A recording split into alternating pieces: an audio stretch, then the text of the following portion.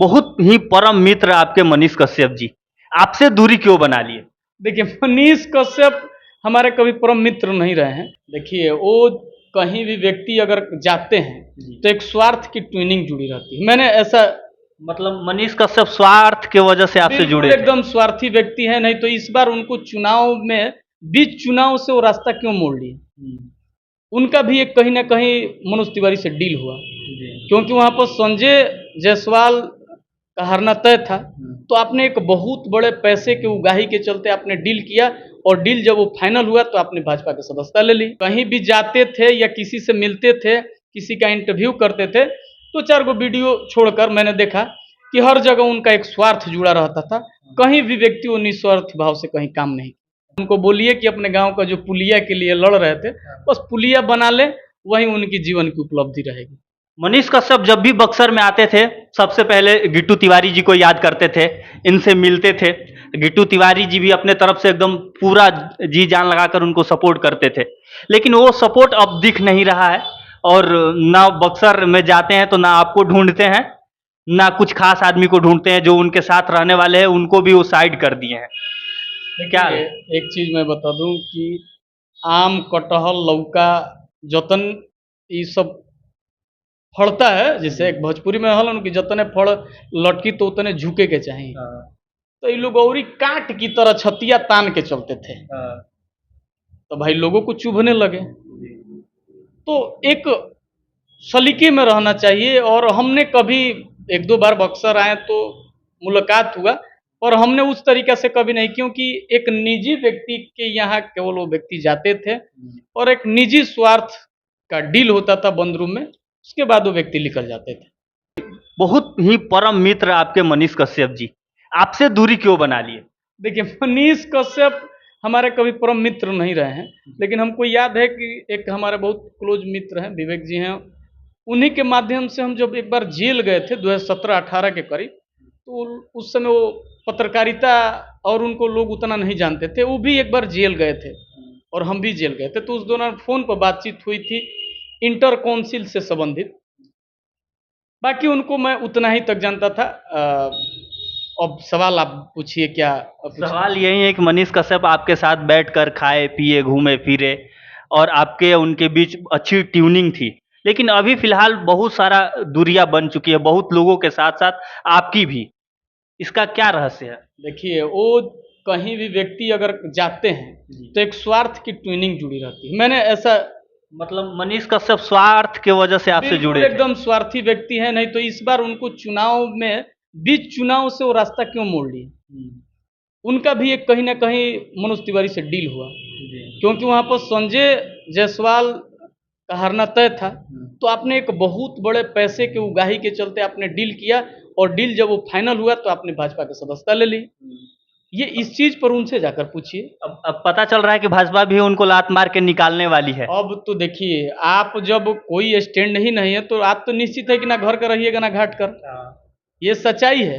तो उनका स्थिति देखिए, कहीं भी जाते थे या किसी से मिलते थे, किसी का इंटरव्यू करते थे, तो 4 गो वीडियो छोड़कर मैंने देखा कि हर जगह उनका एक स्वार्थ जुड़ा रहता था। कहीं भी व्यक्ति वो निस्वार्थ भाव से कहीं काम नहीं। लेकिन लोग उम्मीद लगाए थे कि मनीष कश्यप बिहार का मुख्यमंत्री बनेंगे, बाकी पत्रकार जो है उप मुख्यमंत्री और मंत्री लोग बनेंगे। इसके बारे में क्या सोचते हैं आप? देखिए, अब आप भी पत्रकार हैं और पत्रकार भारत का चौथा स्तंभ होता है। न्यायपालिका, सरकार और विधायिका, ये सब अलग-अलग व्यवस्थाएँ हैं। और आप उसको अगर एक पत्रकार हैं, उसको मुख्यमंत्री बना दें, मुख्यमंत्री को पत्रकार बना दें, और खुद जैसे नहीं होता कि पुलिस भी हम, वकील भी हम, जज भी हम, तो ये तो भाई सपना में भी हम कर सकते हैं। तो ऐसा सपना न देखें कि ना वार्ड भी रह जाएँ, ना मुखिया लायक भी रह जाएँ, और जो ख्वाब दिखाएँ मनोज तिवारी, आप उधर भी नहीं रह गए। मतलब ना घर का ना घाट का। बिल्कुल ना घर का ना घाट का। उनको बोलिए कि अपने गाँव का जो पुलिया के लिए लड़ रहे थे, बस पुलिया बना लें, वही उनकी जीवन की उपलब्धि रहेगी। आज तक उनके गाँव में पुलिया नहीं बना, जो मैं बोल रहा हूँ ताकि आप भी समझ रहे हैं कि क्या बोल रहे हैं। उनको गाँव जाने के लिए अभी तक पुलिया नहीं बनी, और बिहार के इतने बड़े पत्रकार हैं। अब तो पत्रकार उनको नहीं कहा जा सकता। देखिए, हम बोले न कि किसी भी निजी व्यक्ति को जाकर अगर कुछ चीज़ें आप दिखा रहे हैं तो आप पत्रकार नहीं हो। और जब दोनों पक्षों को रख रहे हैं, तो स्वाभाविक है कि आप नेता हैं। तो पहले आप तय कर लीजिए कि आप पत्रकार हैं कि नेता हैं कि भाजपा के मेंबर हैं। मनीष कश्यप जब भी बक्सर में आते थे सबसे पहले गिट्टू तिवारी जी को याद करते थे, इनसे मिलते थे। गिट्टू तिवारी जी भी अपने तरफ से एकदम पूरा जी जान लगाकर उनको सपोर्ट करते थे, लेकिन वो सपोर्ट अब दिख नहीं रहा है। और ना बक्सर में जाते हैं तो ना आपको ढूंढते हैं, ना कुछ खास आदमी को ढूंढते हैं। जो उनके साथ रहने वाले हैं उनको भी वो साइड कर दिए हैं। क्या देखिए, एक चीज़ मैं बता दूं कि आम, कटहल, लौका, जतन ये सब फड़ता है। जैसे एक भोजपुरी में हल कि जतने फड़ लटकी तो उतने झुके के चाहिए। तो ये लोग औरी काट की तरह छतिया तान के चलते थे, तो भाई लोगों को चुभने लगे। तो एक सलीके में रहना चाहिए। और हमने कभी एक दो बार बक्सर आए तो मुलाकात हुआ, और हमने उस तरीक़े से कभी नहीं, क्योंकि एक निजी व्यक्ति के यहाँ केवल वो व्यक्ति जाते थे और एक निजी स्वार्थ का डील होता था बंद रूम में, उसके बाद वो व्यक्ति निकल जाते थे। कौन से व्यक्ति का बात? देखिए, वो सब बताने वाला नहीं हूँ, तो वही बताएंगे कि किसके यहाँ जाते थे। मतलब ये मनीष पूरे बिहार के जिला का स्थिति था। नहीं तो मैं बता दूं कि वो व्यक्ति अगर उतना दिन जेल गया तो हर जिले से आवाज उठनी चाहिए। अगर मैं आज भी दावे के साथ कहता हूं कि मैं बक्सर जिला में काम करता हूं, तो एक मजाल नहीं है अनैतिक तरीके से एक पदाधिकारी, एक जनप्रतिनिधि, एक पुलिस पदाधिकारी हम पर नजर उठा दे अनैतिक तरीके से। अगर मैं भी कोई गलत काम नहीं करूँगा। जब आपने गलत काम नहीं किया, आपने गलत वीडियो नहीं बनाया और आप खुद से स्वघोषित मुख्यमंत्री हैं, तो फिर आपके बेउर जेल के सामने तमाम बिहार के लोग आकर आपके लिए धरना दें। सोशल वर्कर होने के नाते एक और सवाल रहेगा मेरा कि मनीष कश्यप को बहुत ज़्यादा 90% लोग पसंद करते थे, लेकिन जब वो बीजेपी में शामिल हो गए तो 90% से 10% पे आ गए। इसमें कहाँ गलती दिखी उनकी? देखिए, वो जो उनको लगता था कि हमने टीम बनाया हर जिले में जाकर और हम मुख्यमंत्री होने वाले हैं, तो या तो पहले वो जाकर फिर जिले में बैठक करके राय लेना चाहिए उन्हें। और उन्होंने केवल अपना माता जी को आड़ बनाकर और उन्होंने भाजपा ज्वाइन कर लिया।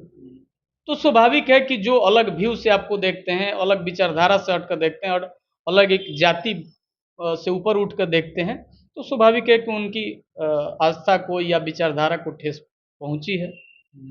और पहली बार जब पता चला कि मनीष कश्यप बीजेपी में शामिल होने जा रहे हैं तो आपको दिक्कत हुआ या खुशी हुई? देखिए, हमको काहे खुशी होगी, काहे दिक्कत होगी, क्योंकि आपके परम मित्र नहीं हैं। देखिए, मित्र हमको, और हम उन्हें बहुत दिनों से हम लोग जानते हैं, लेकिन उतना हम लोग को मुलाकात नहीं होती थी। क्योंकि नहीं बोले कि कुछ चुनिंदे लोगों के साथ लगता था कि मैं इतना ही दूर में मैं मुख्यमंत्री हूँ, लेकिन उनको नहीं शायद पता था कि बिहार में 14 करोड़ लोग हैं। सही बात। और वो लोग तय करते हैं कि मुख्यमंत्री कैसे बनता है। और एक विधानसभा क्षेत्र में जाइएगा तो 2-3 लाख वोटर होते हैं। तो नहीं होता है कि आत्ममुद्र व्यक्ति जो कि अपने से स्वघोषित सब कुछ हासिल कर रहे हैं ना, तो ऐसे व्यवस्थाएं नहीं चलती है, ऐसे व्यवस्था नहीं बनता है। मनीष कश्यप के आगे पीछे अगल बगल जितने लोग थे वो उन्हीं लोगों के बीच में अपने आप को हेड साबित करके और इतने दिनों से चल रहे थे। कहीं ना कहीं भैया का ये कहनाम है। और बस यही कहना चाहेंगे कि आप आगे बढ़िए और मेहनत करिए। बाकी आगे पीछे लोग आएंगे, जाएंगे, छोड़ेंगे, पकड़ेंगे। बाकी देखने वाले लोगों को बहुत बहुत धन्यवाद। Thank you so much. All the best.